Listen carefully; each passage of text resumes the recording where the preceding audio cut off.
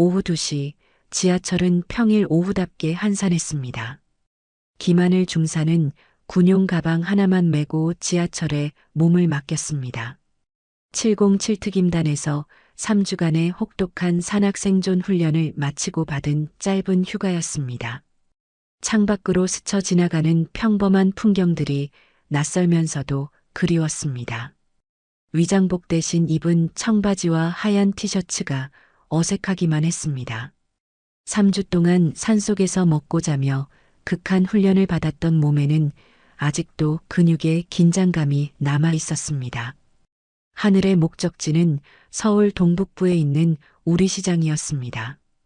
그곳에는 30년째 야채 노점을 운영하는 아버지 김덕수가 있었습니다.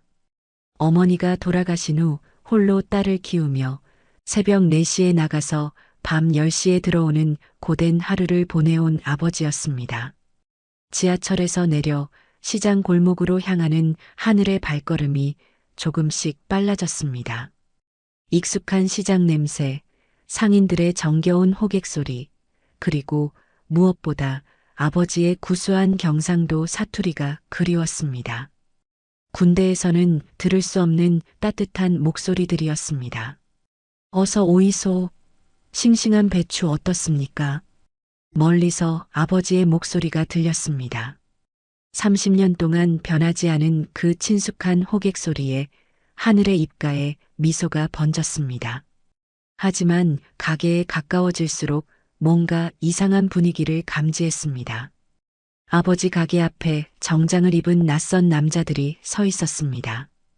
겉보기에는 신사처럼 보였지만 하늘에 훈련된 눈에는 그들의 험상궂은 본성이 그대로 보였습니다. 어깨가 벌어지고 목이 굵은 체형, 날카로운 눈빛, 그리고 무엇보다 위협적인 몸짓. 분명히 조폭들이었습니다. 하늘의 발걸음이 멈췄습니다. 707 특임단에서 키운 위험 감지 능력이 경고음을 울렸습니다. 아버지가 위험에 처해 있다는 직감이 들었습니다. 하늘이 조심스럽게 가까이 다가가자 정장을 입은 남자들의 위협적인 대화가 귀에 들어왔습니다. 김 사장님, 우리가 얼마나 참고 기다렸는지 아시죠?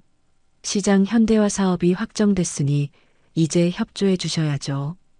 키가 크고 덩치가 좋은 남자가 아버지 김덕수의 어깨에 손을 올리며 말했습니다. 그의 손목에는 값비싼 시계가 반짝였고 목소리에는 오랜 깡패 생활로 다져진 위협적인 분위기가 가득했습니다. 이미 여러 번 말씀드렸잖습니까? 30년 동안 이 자리에서 장사했는데 갑자기 보증금을 10배나 올리면 어떻게 감당하라는 겁니까? 김덕수의 목소리는 떨리고 있었습니다. 그의 거친 손에는 하늘이 보낸 용돈으로 사온 작은 선물 포장지가 들려 있었습니다. 딸을 만날 생각에 들떠있던 마음이 한순간에 무너진 것이 역력했습니다. 아, 김 사장님. 시대가 변했어요. 이제 옛날처럼 아무나 장사할 수 있는 게 아니라고요. 또 다른 남자가 비웃음을 띠며 말했습니다. 그는 담배를 피우며 연기를 김덕수 얼굴에 뿜어냈습니다. 우리 대동건설에서 멋진 현대식 상가를 지어줄 테니 그에 맞는 임대료를 내는 건 당연한 거 아닙니까? 하지만 그 돈이면 제 평생 번 돈을 다 써도 모자랍니다. 제발 좀 더 현실적으로 생각해 주십시오. 김덕수가 간청하듯 말했지만 남자들의 태도는 더욱 거칠어졌습니다. 주변 상인들도 멀찍이서 상황을 지켜보고 있었지만 아무도 나서서 말리지 못했습니다.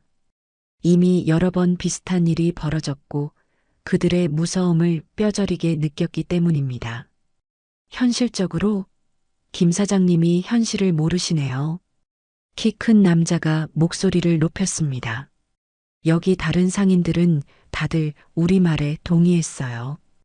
혼자서만 버티면 뭐가 달라질 거라고 생각하세요? 그 순간 키 큰 남자가 김덕수의 야채 상자를 발로 차버렸습니다. 아침 일찍 시장에서 공들여 골라온 싱싱한 배추와 무가 바닥에 굴러떨어졌습니다. 흙이 묻고 상처가 난 야채들을 보며 김덕수의 얼굴이 일그러졌습니다. 아! 김덕수가 놀라서 상자를 주우려 했지만 남자는 그의 손목을 거칠게 잡아챘습니다. 나이 들고 거친 손에 멍이 들 정도로 세게 잡았습니다. 늙은이가 고집이 너무 세네. 좋게 말할 때 알아들으라고. 하늘의 눈빛이 차갑게 변했습니다. 707특임단에서 단련된 본능이 깨어나고 있었습니다. 3주간의 극한 훈련으로 더욱 날카로워진 감각이 모든 상황을 분석하고 있었습니다. 적의 숫자, 무기 소지 여부, 주변 지형, 탈출로 모든 것이 한눈에 들어왔습니다. 손 떼세요. 하늘의 차가운 목소리가 야채 가게 앞 공기를 갈랐습니다. 그 목소리에는 707특임단에서 몸에 밴 위험한 기운이 서려 있었습니다. 정장을 입은 남자들이 고개를 돌렸습니다. 청바지에 평범한 하얀 티셔츠를 입은 젊은 여성이 서 있었습니다. 화장기 없는 깨끗한 얼굴, 단정하게 묶은 머리, 그리고 자연스럽게 어깨에 걸친 군용 가방. 누가 봐도 평범한 20대 후반 여성처럼 보였습니다. 하지만 그녀의 눈빛은 전혀 평범하지 않았습니다. 뭐야? 누구세요? 키 큰 남자가 짜증스럽게 물었습니다. 하지만 하늘의 차가운 시선을 받자 본능적으로 한 발 뒤로 물러섰습니다. 제 아버지에게서 손 떼라고 했습니다. 하늘이 한 걸음 더 다가서며 말했습니다. 그녀의 걸음걸이는 고양이처럼 조용하면서도 확신에 차 있었습니다. 김덕수는 딸의 갑작스러운 등장에 당황했습니다. 하늘아, 너 여기 왜 왔어? 어서 가. 여기는 내가 있을 곳이 아니야. 아버지의 다급한 목소리에도 하늘은 물러서지 않았습니다.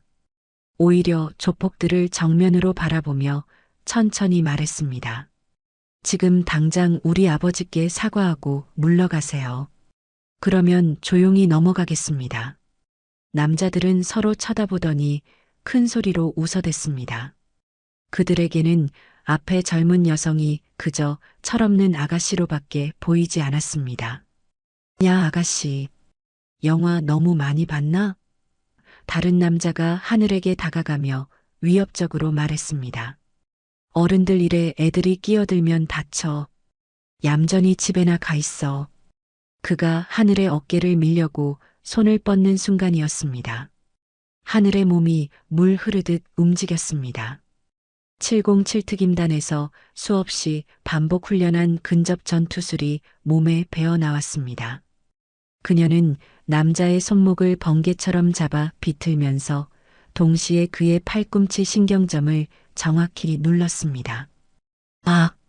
남자는 갑작스러운 통증에 무릎을 꿇었습니다. 하늘의 움직임은 너무나 빠르고 정확해서 다른 남자들도 무슨 일이 일어났는지 제대로 파악하지 못했습니다.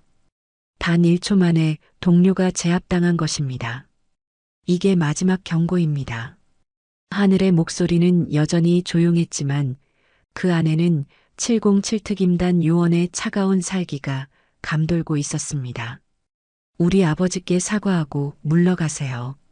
주변 상인들이 하나둘씩 몰려들어 상황을 지켜보기 시작했습니다. 30년 동안 이 시장에서 장사해온 김덕수의 딸이 조폭들과 맞서고 있다는 소문이 빠르게 퍼졌습니다. 키 큰 남자의 얼굴이 붉어졌습니다. 자신들이 갓 20살 넘은 여자의 하나에게 당하고 있다는 사실이 자존심에 상처를 냈습니다. 이 미친년이 감히 우리를. 그가 주먹을 쥐고 달려들려는 순간 하늘은 이미 움직이고 있었습니다. 707특임단의 CQC 근접 전투술 훈련이 몸에 완전히 스며들어 있었습니다.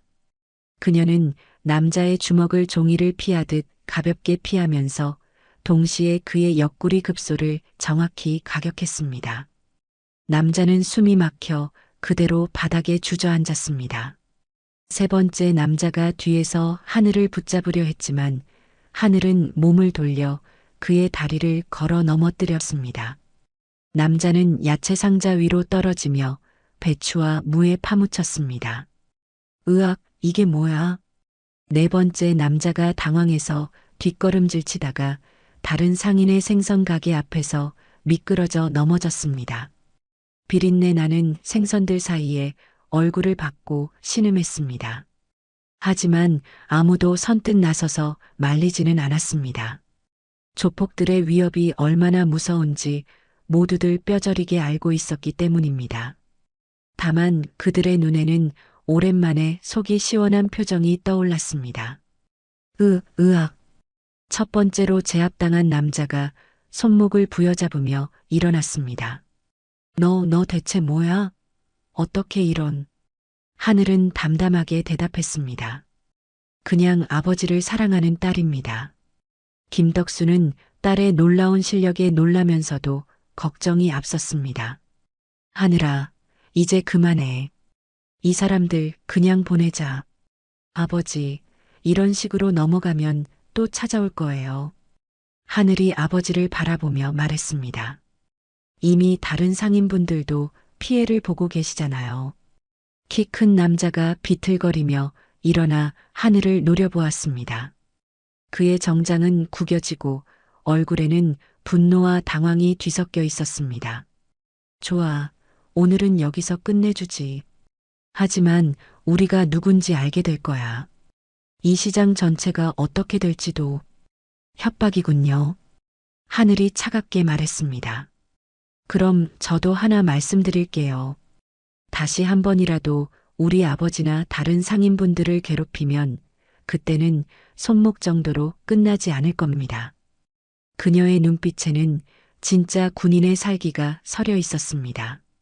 생과 사를 넘나드는 훈련을 받아온 사람만이 가질 수 있는 그런 기운이었습니다. 남자들은 서로를 부축하며 시장을 빠져나갔습니다. 떠나면서도 계속 뒤를 돌아보며 하늘을 째려보았습니다. 하지만 그들의 눈에는 이미 두려움이 가득했습니다. 구경하던 상인들 사이에서 작은 박수 소리가 들려왔습니다. 오랫동안 그들을 괴롭혀온 조폭들이 한 젊은 여성에게 완전히 굴복당하는 모습을 본 것입니다. 잘했어. 속이 시원하다. 상인들의 작은 환호성이 이어졌지만 하늘의 표정은 밝지 않았습니다. 이것은 시작에 불과하다는 것을 알고 있었기 때문입니다. 조폭들이 떠난 후 아버지와 딸은 야채 가게 뒤쪽 작은 사무실로 들어갔습니다. 6평 남짓한 공간에는 낡은 책상과 의자, 그리고 30년간의 장사 기록이 담긴 장부들이 쌓여 있었습니다. 김덕수는 떨리는 손으로 보리차를 끓이며 딸을 바라보았습니다. 방금 전 조폭들을 제압하던 딸의 모습이 꿈만 같았습니다. 하늘아, 너 언제 그런 걸 배웠니? 대체 군에서 무슨 일을 하고 있는 거야? 하늘은 잠시 망설였습니다. 707 특임단의 존재는 기밀이었고 가족이라도 구체적으로 말할 수 없었습니다. 아버지, 그냥 군대에서 배운 거예요. 그것보다 이 상황이 언제부터 시작된 건가요? 김덕수는 깊은 한숨을 내쉬었습니다. 3개월 전부터야. 구청에서 시장 현대화 사업 공고가 나왔는데 그때부터 상인회장하고 건설회사 사람들이 나타나기 시작했어. 어떤 회사인가요? 대동건설이라고 하더라. 처음에는 좋은 얘기만 했어. 낡은 시장을 깨끗하게 정비해서 손님들도 많이 오게 하고 상인들 수익도 늘린다고. 김덕수의 목소리에는 깊은 실망이 묻어났습니다. 그런데 막상 계약서를 보니 보증금이 지금의 10배, 월세도 5배나 올라 있는 거야. 그걸 못 내면 나가라는 거지. 30년 동안 여기서 너를 키운 아빠가 어떻게 그런 돈을 구하겠니? 하늘의 가슴이 먹먹해졌습니다. 어머니가 돌아가신 후 아버지가 혼자서 자신을 키우느라 얼마나 고생했는지 알고 있었습니다. 새벽 4시에 일어나 도매시장에서 야채를 사오고 밤 10시까지 가게를 지키던 아버지의 모습이 떠올랐습니다. 다른 상인분들은 어떻게 하셨어요? 처음에는 다들 반대했어. 그런데 하나둘씩 마음을 바꾸기 시작하더라고. 김덕수는 창밖을 바라보며 계속 말했습니다. 김철수 아저씨는 가게 유리창이 3번이나 깨져서 결국 동의서에 사인했고, 박순자 아줌마는 밤중에 누가 가게 앞에 쓰레기를 계속 버려놔서 포기했어. 하늘의 눈빛이 차가워졌습니다. 조직적이고 치밀한 협박이었습니다. 상인회장은 뭐라고 해요? 이상해.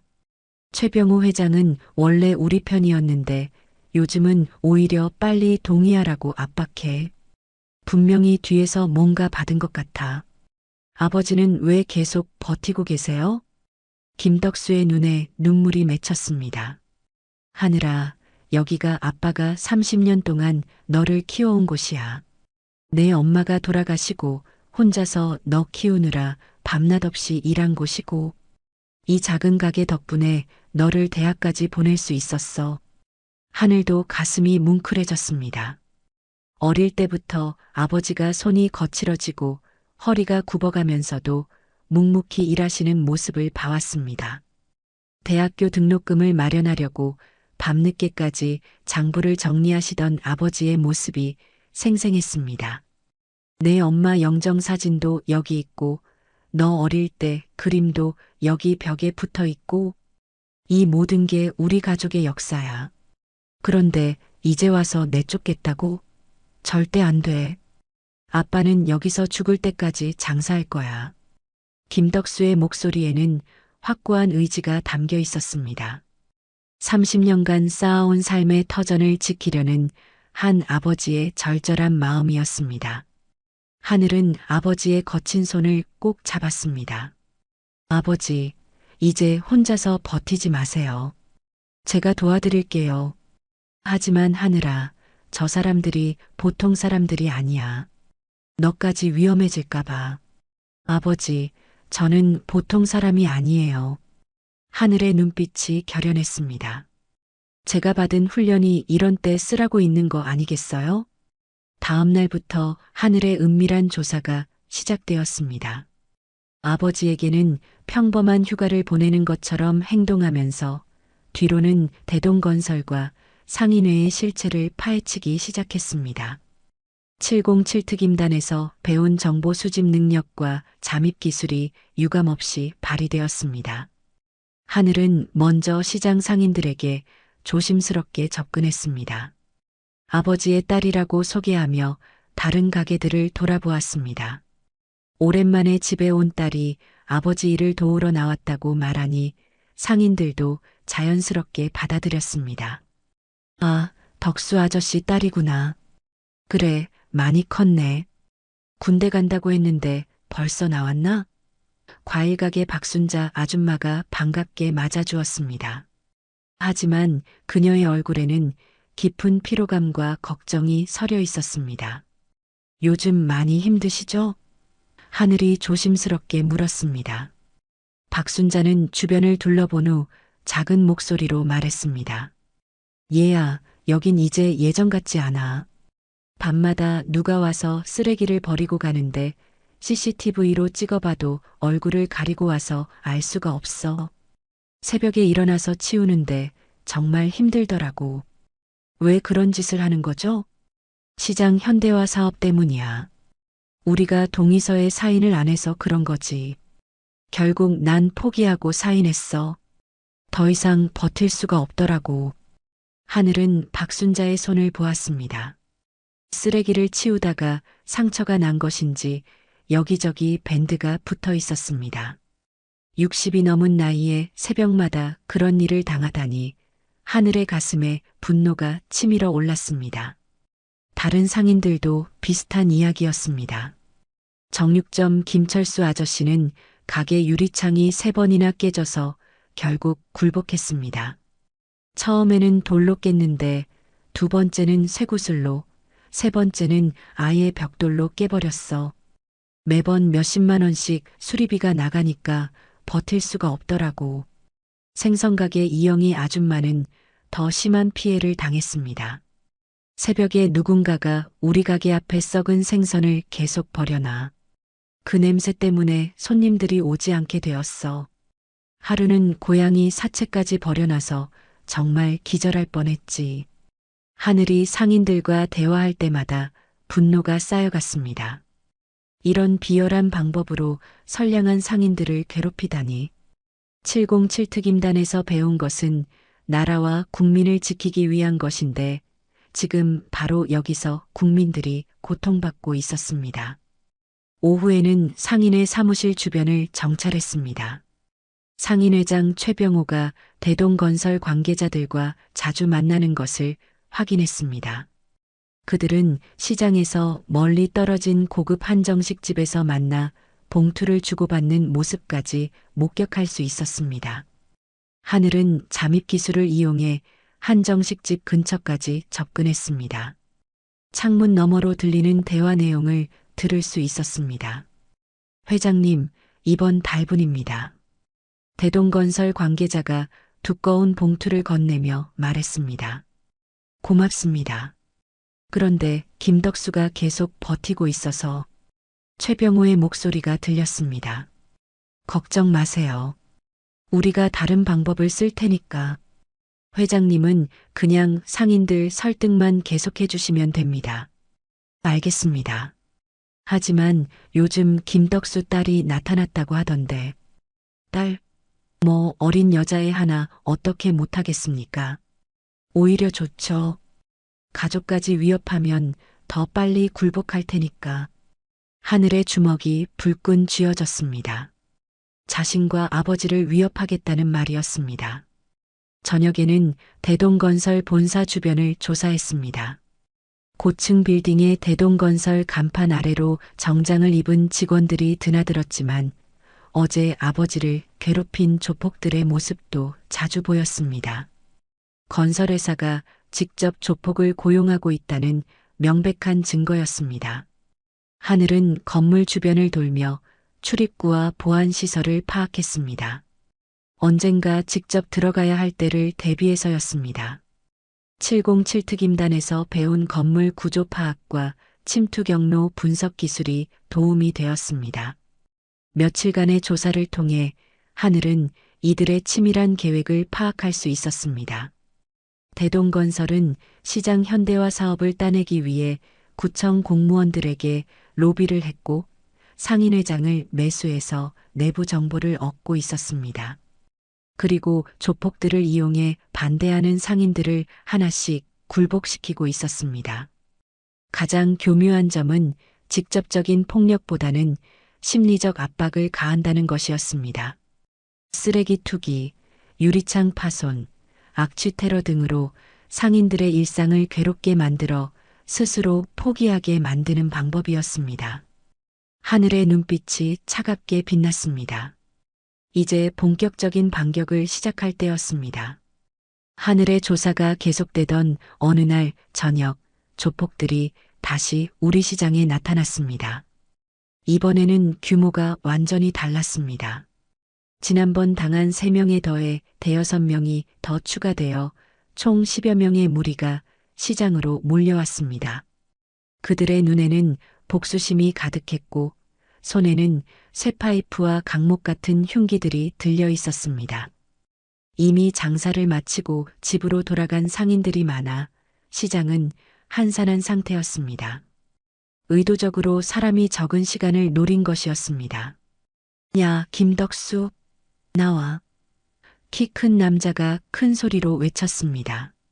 지난번 하늘에게 당한 굴욕감이 그의 목소리에 배어 있었습니다. 내 딸 어디 있어? 나와서 큰 소리 쳐보라고. 김덕수는 가게 안에서 떨고 있었습니다.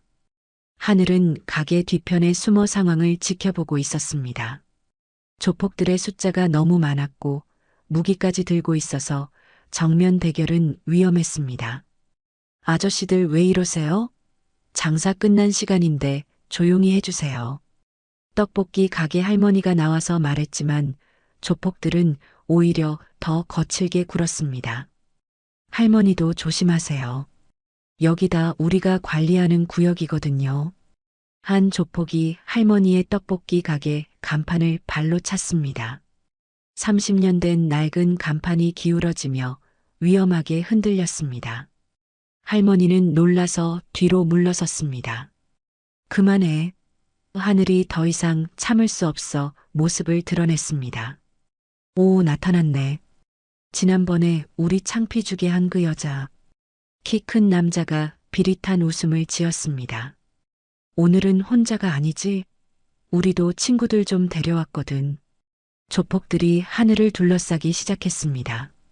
하늘은 재빨리 주변을 살폈습니다.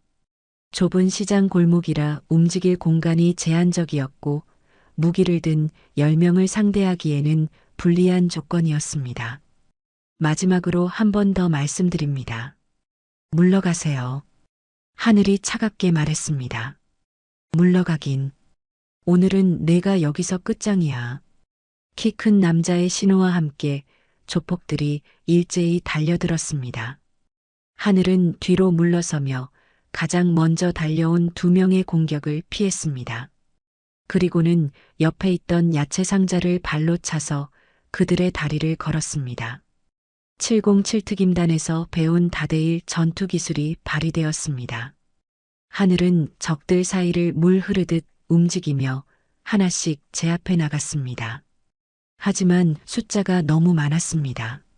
한 명을 제압하면 다른 2명이 달려들었고 쇠파이프를 든 조폭들이 사방에서 공격해 왔습니다. 하늘의 팔에 쇠파이프가 스쳤습니다. 피가 흘러내렸지만 그녀는 멈추지 않았습니다. 707특임단에서 배운 모든 기술을 동원해 조폭들과 맞섰습니다. 하지만 이런 식으로는 질 게 뻔했습니다. 하늘은 다른 방법을 생각해야 했습니다. 그때 하늘의 눈에 시장 입구에 설치된 방송 장비가 보였습니다. 시장에서 행사할 때 사용하는 확성기였습니다. 하늘은 재빨리 그쪽으로 달려가 마이크를 잡았습니다. 여러분, 지금 우리 시장에서 무장한 조폭들이 상인들을 위협하고 있습니다. 하늘의 목소리가 시장 전체에 울려 퍼졌습니다.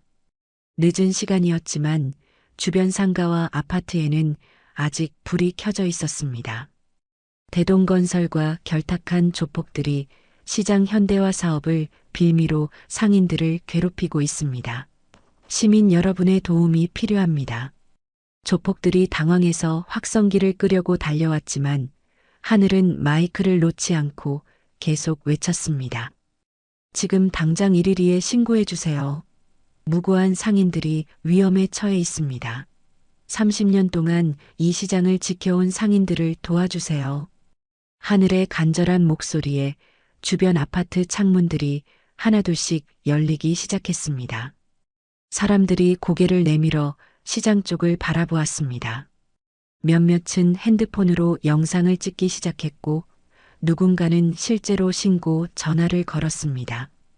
이 여자 정말 끝장내야겠어. 키 큰 남자가 화를 내며 하늘에게 달려들었습니다. 하지만 이미 늦었습니다. 멀리서 사이렌 소리가 들려오고 있었습니다. 여러 명이 동시에 신고를 한 것입니다. 경찰 온다. 도망쳐. 조폭 중 한 명이 외쳤습니다. 하지만 하늘은 그들을 그냥 보내줄 생각이 없었습니다. 그녀는 재빨리 시장 출입구 쪽으로 이동해서 그들의 퇴로를 막았습니다. 어디 가세요? 경찰이 올 때까지 여기서 기다리시죠. 조폭들이 다른 출구로 도망치려 했지만 하늘은 이미 시장 구조를 완벽하게 파악하고 있었습니다. 그녀는 재빨리 움직여 주요 출입구들을 차단했습니다. 707특임단에서 배운 지형 파악과 적 차단 기술이 유용했습니다. 경찰차 2대가 시장 앞에 도착했습니다. 경찰관들이 내려서 상황을 파악하기 시작했습니다. 신고받고 왔습니다. 무슨 일입니까? 하늘이 침착하게 설명했습니다. 이 사람들이 무기를 들고 상인들을 위협했습니다. 증거 영상도 주변 분들이 찍어두셨을 거예요. 실제로 아파트 주민들이 핸드폰으로 찍은 영상들이 있었고 조폭들의 손에서는 쇠파이프와 감목들이 발견되었습니다. 또한 하늘의 팔에 난 상처도 명백한 증거였습니다. 이것들이 먼저 때렸어요. 정당방위야.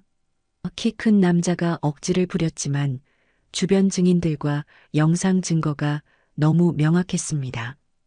조폭들은 결국 모두 현행범으로 체포되었습니다. 키 큰 남자가 끌려가면서 하늘을 노려보았습니다. 이걸로 끝난 줄 알지 마. 우리 뒤에는 네, 대동건설이 있다는 거 알고 있어요. 하늘이 차갑게 말했습니다. 그쪽도 곧 만나게 될 테니까 걱정 마세요. 조폭들이 끌려간 후 시장 상인들이 하나둘씩 나와서 하늘을 둘러쌌습니다. 그들의 얼굴에는 고마움과 감동이 가득했습니다. 정말 고마워요. 우리 혼자서는 절대 못했을 일이에요. 하늘은 겸손하게 고개를 숙였습니다. 저 혼자 한 게 아니에요.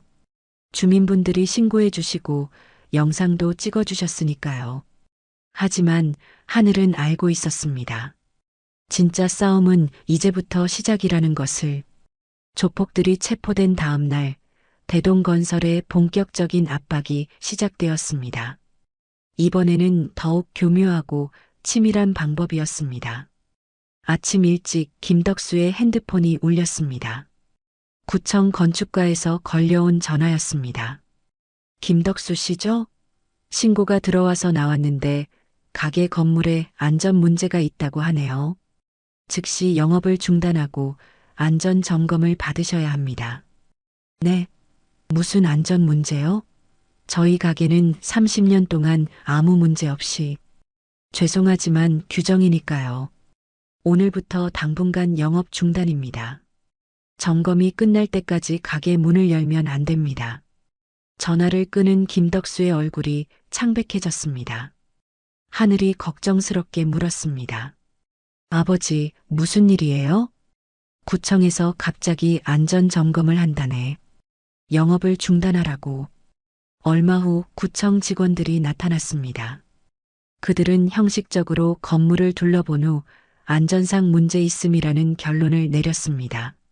하지만 구체적으로 어떤 문제인지는 명확하게 설명하지 않았습니다.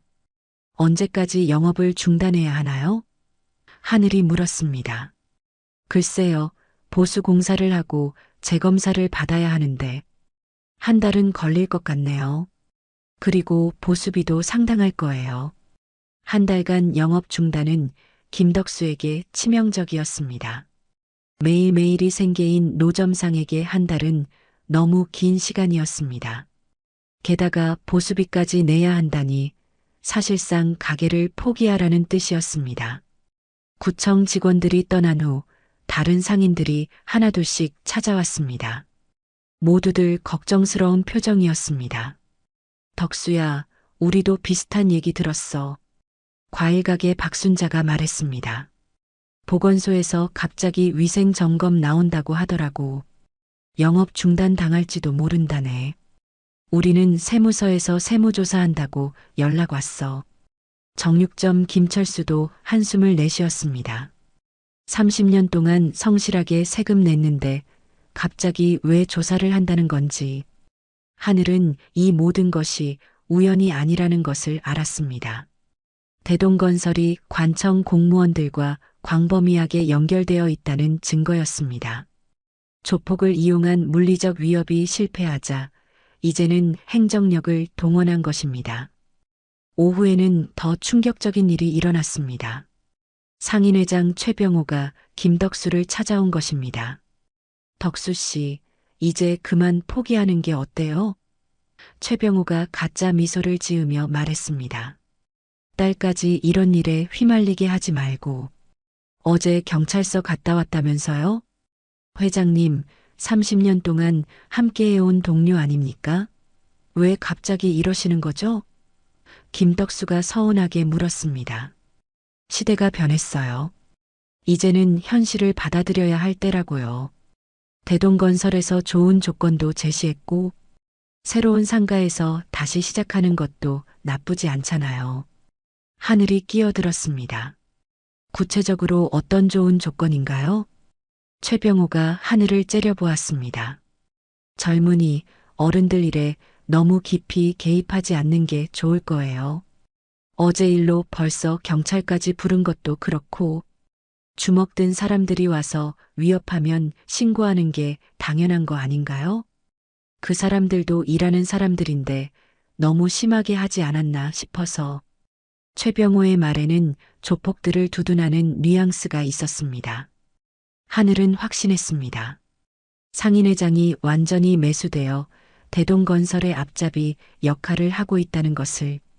회장님, 상인회는 상인들을 위해 존재하는 거 아닌가요? 왜 건설회사 편을 드시는 거죠? 최병호의 얼굴이 붉어졌습니다. 뭐라고? 내가 언제 건설회사 편을 들었다고. 그럼 구청에서 갑자기 점검 나오는 것도 우연이고, 세무서, 보건소에서 동시에 조사하는 것도 우연인가요? 그건 원래 정기 점검이. 하늘의 날카로운 질문에 최병호는 말을 제대로 잇지 못했습니다. 결국 그는 화를 내며 자리를 떴습니다. 젊은이, 너무 나서지 마. 아는 게 별로 없으면서. 그날 밤 하늘은 더 이상 기다릴 수 없다고 판단했습니다. 대동건설의 실체를 완전히 파헤쳐야 할 때였습니다. 밤 11시 대동건설 본사 건물은 한적했습니다. 경비원 한 명만이 1층 로비에서 졸고 있었습니다. 하늘은 건물 뒤편으로 돌아가 비상계단을 이용해 조용히 올라갔습니다. 건물의 구조는 며칠 전 정찰할 때 이미 파악해 두었습니다. 대동건설 사무실이 있는 15층까지 아무도 모르게 침투하는 것은 어렵지 않았습니다. 15층에 도착한 하늘은 잠긴 문을 조심스럽게 열었습니다. 707 특임단에서 배운 잠금장치 해제 기술을 사용했습니다.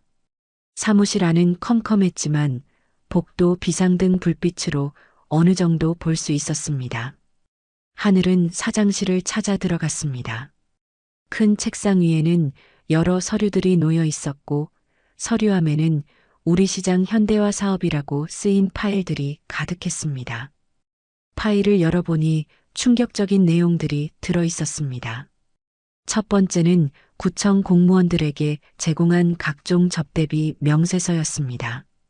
골프 접대비, 술값, 심지어 해외여행비까지 상세히 기록되어 있었습니다. 두 번째는 상인회장 최병호에게 지급한 월 300만 원의 자문료 계약서였습니다. 실제로는 매수 자금이었지만 합법적인 자문료로 포장해 놓았습니다. 세 번째, 그리고 가장 중요한 것은 시장 상인들을 내쫓은 후 그 자리에 대형마트를 유치한다는 실제 계획서였습니다. 우리 시장 부지 활용 계획이라는 제목의 문서에는 시장을 완전히 철거하고 대형마트와 상업시설을 건설하는 설계도까지 들어 있었습니다. 시장 현대화가 아니라 아예 없애버릴 계획이었구나. 하늘이 속으로 중얼거렸습니다. 더 놀라운 것은 구청장과의 비밀 약속이 담긴 메모였습니다. 시장 철거 후 상업지구 용도 변경 승인 대형마트 건축허가 특별 승인 환경영향평가 면제 처리 등이 적혀 있었습니다. 구청장까지 매수했다는 뜻이었습니다. 하늘은 핸드폰으로 이 모든 서류들을 사진으로 찍기 시작했습니다. 증거가 너무 많아서 시간이 꽤 걸렸습니다. 각 페이지를 꼼꼼히 촬영하면서 하늘의 분노는 점점 커졌습니다. 그때 복도에서 발소리가 들려왔습니다. 경비원이 순찰을 나온 것 같았습니다. 하늘은 재빨리 서류들을 정리하고 책상 아래로 몸을 숨겼습니다. 이상하네, 분명히 불빛이 보였는데. 경비원이 사장실 앞에서 중얼거렸습니다. 경비원이 사장실 문을 열고 들어왔습니다. 손전등을 켜고 사무실 안을 둘러보았지만 하늘은 책상 아래 사각지대에 완벽하게 숨어 있었습니다. 몇 분 후 경비원이 나갔고 하늘은 남은 서류들을 마저 촬영했습니다. 특히 폭력 조직 용역비라고 적힌 장부는 결정적인 증거였습니다. 조폭들에게 지급한 돈의 내역이 상세히 기록되어 있었습니다. 김철수 유리창 파손 작업비 50만 원, 박순자 쓰레기 투기 작업비 30만 원, 이영희 악취 테러 작업비 80만 원. 상인들을 괴롭힌 모든 일들이 돈을 주고 시킨 일이었습니다. 마지막으로 하늘이 발견한 것은 향후 계획이 담긴 문서였습니다. 김덕수 최종 제거 방안이라는 제목으로 아버지를 완전히 굴복시키기 위한 단계별 계획이 적혀 있었습니다. 행정기관을 이용한 압박, 가족에 대한 위협, 최종적으로는 신체적 위해까지 가할 계획이었습니다. 하늘의 주먹이 떨렸습니다. 이들이 아버지와 자신을 어떻게 생각하고 있는지 적나라하게 드러난 문서였습니다. 모든 증거 수집을 마친 하늘은 조용히 건물을 빠져나왔습니다. 핸드폰 속에는 대동건설의 모든 비리를 증명할 수 있는 결정적 증거들이 들어 있었습니다.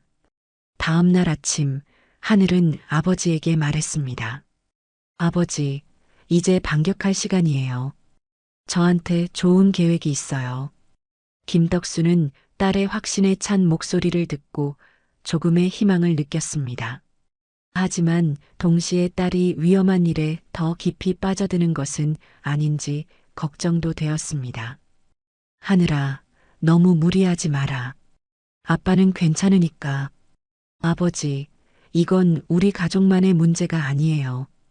이 시장의 모든 상인들, 그리고 앞으로 이런 일을 당할 수도 있는 다른 사람들을 위해서라도 끝까지 해야 해요. 하늘의 눈빛에는 흔들림이 없었습니다. 이제 마지막 단계만 남았습니다. 다음 날 아침, 하늘은 확보한 증거들을 정리해서 여러 곳에 동시에 제보했습니다. 지역 신문사, 방송국, 시민단체, 그리고 구청 감사부서까지. 또한 소셜미디어에도 핵심 내용들을 공개했습니다. 대동건설의 충격적인 비리 실태, 시장 상인들을 속이고 구청까지 매수라는 제목으로 올린 게시물은 순식간에 퍼져나갔습니다. 특히 시장 상인들을 내쫓고 대형마트를 유치한다는 계획서 사진은 큰 충격을 주었습니다. 오후에는 지역 신문사 기자가 우리 시장을 찾아왔습니다. 김덕수 씨 맞으시죠? 제보받은 내용에 대해 취재하러 왔습니다. 기자는 하늘이 제공한 증거들을 바탕으로 김덕수와 다른 상인들을 인터뷰했습니다. 상인들은 처음에는 조심스러워했지만 점차 자신들이 겪은 일들을 솔직하게 털어놓기 시작했습니다. 30년 동안 이 자리에서 성실하게 장사해 왔는데 하루아침에 나가라고 하니 어떻게 받아들일 수 있겠습니까? 김덕수의 목소리에는 분노와 슬픔이 섞여 있었습니다. 저희는 시장 현대화라고 해서 찬성했던 겁니다. 그런데 알고 보니 아예 시장을 없애버리고 대형마트를 지으려는 계획이었다니. 과일가게 박순자도 억울함을 토로했습니다. 밤마다 쓰레기를 버리고 유리창을 깨고 심지어 썩은 생선까지. 이런 괴롭힘을 당하면서도 참고 살아왔는데 이제야 진실을 알게 되었어요. 생선가게 이영희의 목소리는 떨렸습니다. 기사가 나간 다음 날 여론이 들끓기 시작했습니다. 시민들이 우리 시장을 찾아와 상인들을 격려했고 시민단체들도 성명서를 발표했습니다. 전통시장은 우리의 소중한 문화유산입니다. 대기업의 이익을 위해 서민들의 산터를 빼앗는 것은 잘못된 일입니다. 구청과 건설회사가 결탁해서 상인들을 속인 것은 명백한 부패입니다. 하지만 대동건설도 가만히 있지 않았습니다. 그들은 반박 보도자료를 내며 일부 내용이 과장되었고 악의적으로 해석되었다고 주장했습니다. 또한 시장 현대화는 지역 발전을 위한 것이며 상인들에게도 더 좋은 환경을 제공하려는 것이라고 변명했습니다. 구청에서도 공식적인 해명을 했습니다. 담당 공무원들의 개인적인 일탈이었으며 구청 차원에서는 관련이 없다는 입장이었습니다. 하지만 하늘이 확보한 증거들은 너무나 명확했습니다. 골프 접대비 영수증에는 구청장의 사인까지 있었고 상인회장과의 계약서에는 대동건설 사장의 직인이 찍혀 있었습니다. 조폭들에게 지급한 용역비 명세까지 있어서 더 이상 변명할 여지가 없었습니다. 방송국에서도 저녁 뉴스에서 이 사건을 다뤘습니다. 전통시장 상인들을 속인 건설회사의 이중계약, 구청과 건설회사의 유착 의혹 등의 제목으로 연일 보도되었습니다. 특히 하늘이 제공한 김덕수 최종 제거 방안 문서는 시청자들에게 큰 충격을 주었습니다. 한 개인을 마치 제거해야 할 장애물처럼 표현한 것에 대해 많은 사람들이 분노했습니다. 일주일 후 검찰이 대동건설과 관련 공무원들에 대한 수사에 착수한다고 발표했습니다. 여론의 압력이 너무 커서 더 이상 묵과할 수 없게 된 것입니다. 그날 저녁 상인회장 최병호가 김덕수를 찾아왔습니다. 그의 얼굴은 창백했고 눈빛은 불안에 떨고 있었습니다. 덕수 씨, 이제 그만합시다. 일이 이렇게 커질 줄 몰랐어요. 회장님, 이제 와서 그런 말씀을 하시면 어떻게 합니까? 김덕수가 실망스럽게 말했습니다. 하늘이 조용히 끼어들었습니다. 회장님도 피해자신 거죠? 처음부터 그들과 한패가 아니셨을 테니까요. 최병호의 눈에 눈물이 맺혔습니다. 정말 미안해요. 처음에는 정말로 시장 발전을 위한 일인 줄 알았어요. 그런데 돈을 받다 보니 점점 깊이 빠져들게 되고 나중에는 거절할 수도 없게 되었어요. 이제라도 진실을 말씀해 주세요. 하늘이 따뜻하게 말했습니다. 그래야 다른 상인분들도 회장님을 용서할 수 있을 거예요. 최병호는 고개를 끄덕이며 모든 것을 털어놓기 시작했습니다. 대동건설에서 어떻게 접근했는지, 돈을 받은 경위, 그리고 상인들을 설득하라는 압박을 받았던 일까지 모든 것을 자백했습니다. 2주 후 검찰의 수사 결과가 발표되었습니다. 대동건설 사장 이철민과 상무 김기호가 구속되었고 구청 건축과장과 도시계획과장도 함께 기소되었습니다. 구청장은 수사선상에 올랐지만 증거 부족으로 불구속 상태에서 조사를 받게 되었습니다. 상인회장 최병호는 자진 출석해서 모든 것을 자백하고 증인으로 협조하여 선처를 받게 되었습니다. 그는 상인회장직에서 사임하고 공개적으로 사과했습니다. 특히 하늘이 확보한 증거들이 결정적인 역할을 했습니다. 검찰은 시민의 제보가 없었다면 이런 대규모 비리를 밝혀내기 어려웠을 것이라고 공식 발표했습니다. 대동건설의 우리시장 현대화 사업은 즉시 중단되었고 구청은 상인들에게 공식 사과했습니다. 또한 향후 모든 시장 관련 정책은 상인들과 충분히 협의한 후 결정하겠다고 약속했습니다. 그 과정에서 구청은 진짜 시장 현대화 계획을 발표했습니다. 상인들을 내쫓는 것이 아니라 시설을 개선하고 주차장을 확충하는 등 실질적으로 도움이 되는 사업이었습니다. 예산도 기존 계획의 절반 수준으로 줄였습니다. 그날 오후 우리 시장은 축제 분위기였습니다.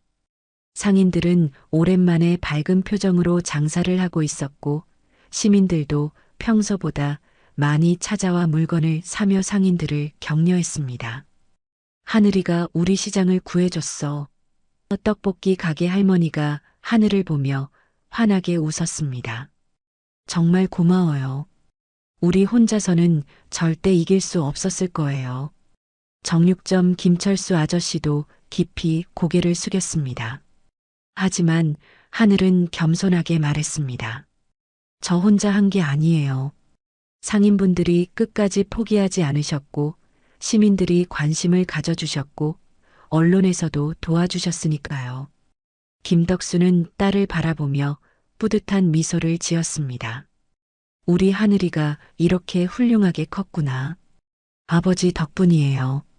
아버지가 30년 동안 성실하게 사셨으니까 다른 분들도 우리를 믿고 도와주신 거예요. 상인회에서는 새로운 회장을 선출했습니다.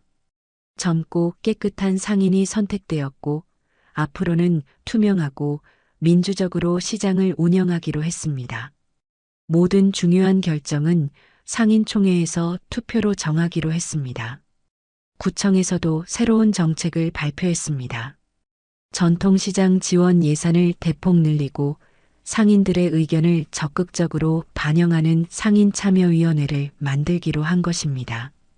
또한 다른 지역 시장들에도 같은 방식을 적용해서 전국적인 모범 사례로 만들겠다고 약속했습니다. 며칠 후 하늘은 부대로 복귀할 시간이 되었습니다.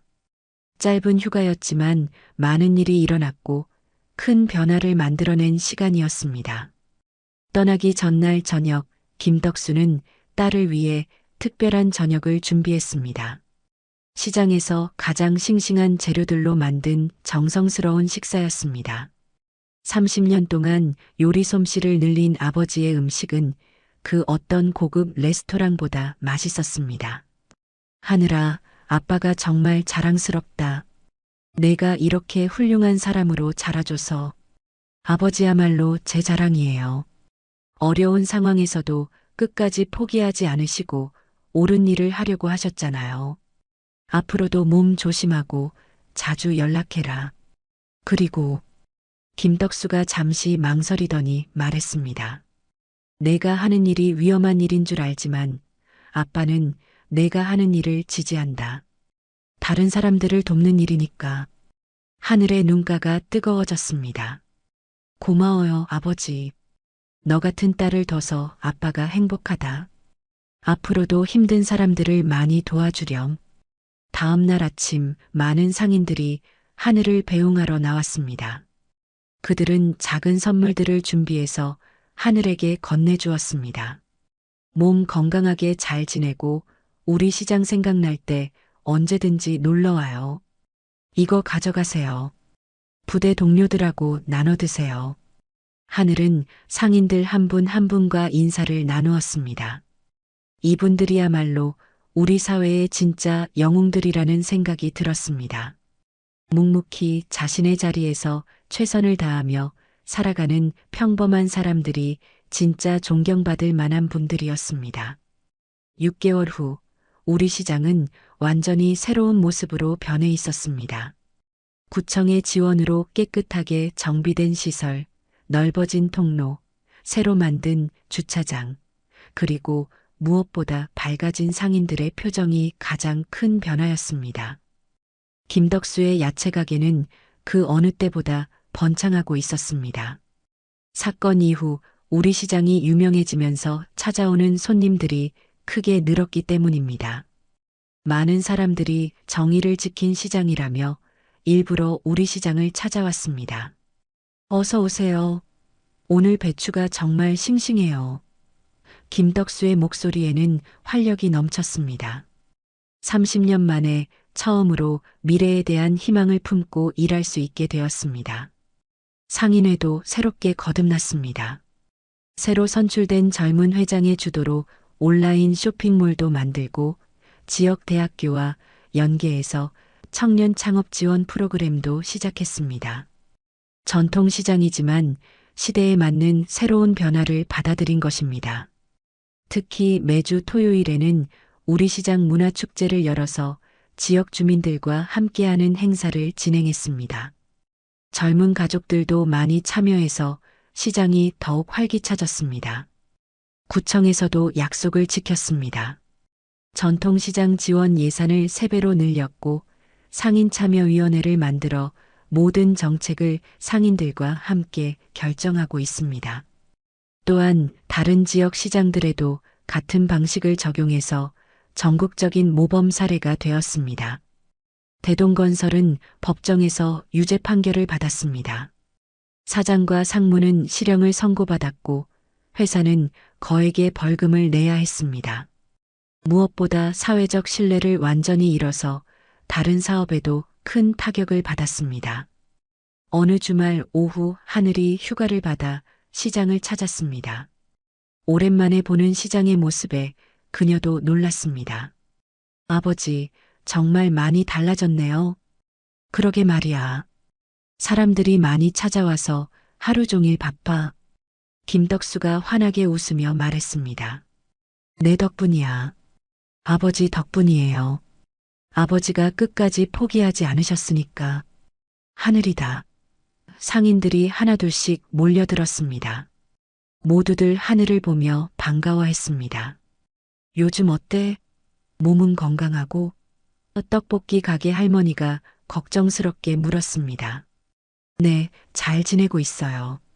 할머니도 건강하세요? 이제 마음 편하게 장사할 수 있어서 몸도 마음도 건강해졌어. 과일 가게 박순자 아줌마가 큰 사과 봉지를 들고 왔습니다. 이거 가져가. 너희 부대 동료들하고 나눠 먹어. 감사해요. 그런데 돈은? 무슨 돈? 우리 은인한테 돈을 받겠어? 하늘은 상인들의 따뜻한 마음에 감동했습니다. 6개월 전 이곳에 왔을 때와는 완전히 다른 분위기였습니다. 그때는 절망과 두려움이 가득했지만 지금은 희망과 활력이 넘쳐났습니다. 새로 선출된 상인회장도 하늘을 만나러 왔습니다. 하늘 씨 덕분에 우리가 새로운 시작을 할 수 있게 되었어요. 정말 고맙습니다. 제가 한 건 별로 없어요. 상인분들이 힘을 합쳐서 이뤄낸 일이에요. 아니에요.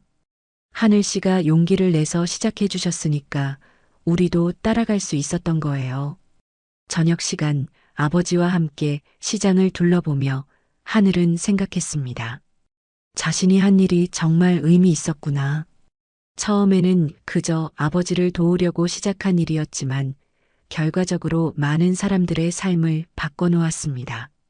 하늘아, 내가 우리에게 해준 것만큼 다른 곳에서도 어려운 사람들을 많이 도와주렴. 김덕수가 딸의 어깨에 손을 올리며 말했습니다. 네, 아버지.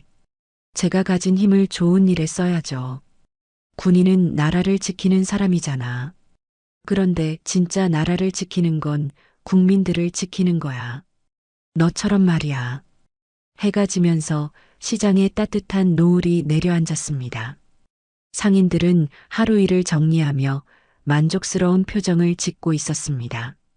내일도 또 새로운 하루가 시작될 것이고 그들은 희망을 품고 또 다른 하루를 시작할 것입니다. 하늘은 이 모든 풍경을 마음에 깊이 새겼습니다. 언젠가 다시 누군가의 도움이 필요할 때 이 기억이 그녀에게 힘을 줄 것입니다. 707 특임단에서 배운 것은 전투 기술만이 아니었습니다. 약자를 보호하고 정의를 지키는 것, 그것이 진짜 군인의 사명이었습니다. 그리고 하늘은 그 사명을 여기 우리 시장에서 완벽하게 해냈습니다. 세상에는 여전히 불의가 있고 약자를 괴롭히는 사람들이 있지만 동시에 정의를 믿고 함께 싸우는 사람들도 있습니다. 그리고 작은 승리라도 포기하지 않고 쌓아가다 보면 언젠가는 세상을 조금씩 더 좋은 곳으로 만들 수 있다는 것을 하늘은 배웠습니다. 다음 날 아침 하늘은 다시 부대로 향했습니다. 그녀의 발걸음은 그 어느 때보다 가벼웠습니다. 가슴 속에는 따뜻한 사랑과 굳은 의지가 함께 자리 잡고 있었습니다. 또 다른 곳에서 또 다른 사람들을 위해 싸울 준비가 되어 있었습니다. 707 특임단의 김하늘 중사는 오늘도 조국과 국민을 지키기 위해 자신의 모든 것을 바칠 것입니다. 여러분, 오늘 이야기 어떠셨나요? 이야기가 마음에 닿았다면 구독과 좋아요 부탁드릴게요. 여러분의 따뜻한 댓글 하나가 모두에게 큰 힘이 됩니다. 감사합니다.